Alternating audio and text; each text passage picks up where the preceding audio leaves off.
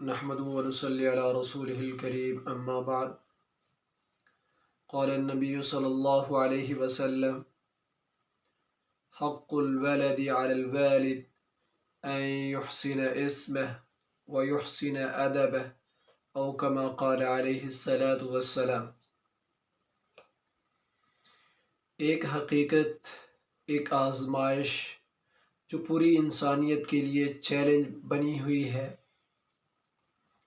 ہر خاص و عام اس بارے میں پریشان اور غمگین نظر آتا ہے، کڑتا نظر آتا ہے، وہ ہے اولاد کی تربیت۔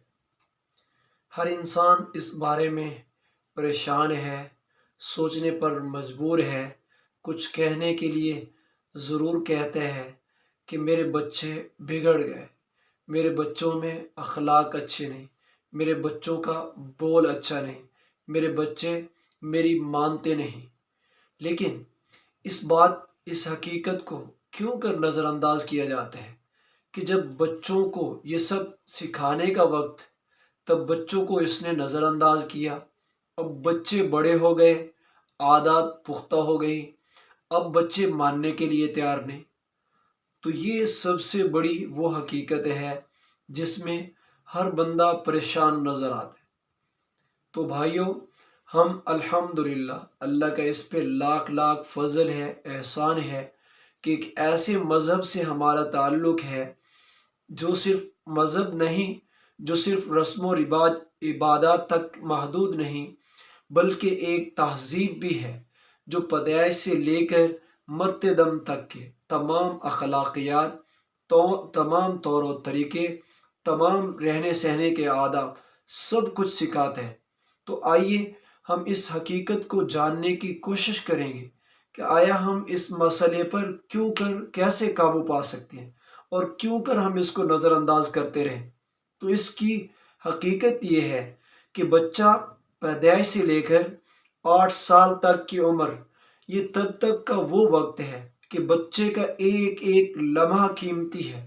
یہ وہ وقت ہے کہ جب والدین کو اولاد کی تربیت پر ہمتاً گوش ہو کر توجہ دینی چاہیے، لیکن ان اوقات کو ہم نظر انداز کرتے رہتے ہیں۔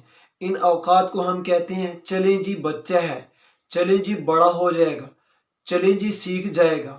لیکن اس بات کو ہمیں ذہن میں رکھنا ہوگا، اپنے دل و دماغ میں بٹھانی ہوگی کہ یہ وہی اوقات ہیں کہ جس میں ہم اپنے بچے کو جو بنانا چاہ رہے ہیں وہ بنے گا۔